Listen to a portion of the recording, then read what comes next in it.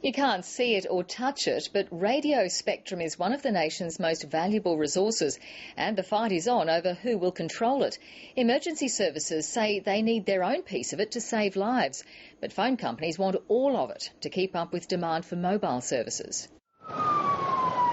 In a disaster, seconds count. And time again, Australia's emergency communications have failed during a crisis. Approaching a skid.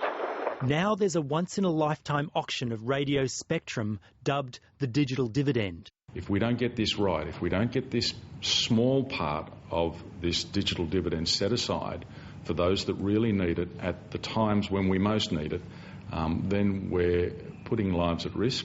Australia is moving to digital TV. But this digital dividend, made possible through the switching off of analogue TV, is worth over $1 billion. The government wants to sell it, and phone companies are desperate to buy all of it. Well, the digital dividend is critical spectrum for the future. We're facing unprecedented levels of growth, particularly in demand for mobile broadband. And the government appears to agree, with no plans to halt the auction of the spectrum, also known as the 700 band. To take the necessary bandwidth out of the 700th band would have so degraded that band that it would have significantly affected its commercial viability. The government says it's now looking to free up different spectrum for police, fire and ambulance.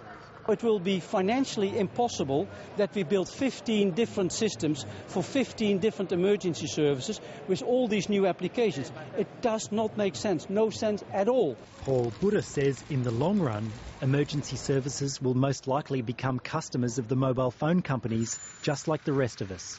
Ben Deacon, ABC News.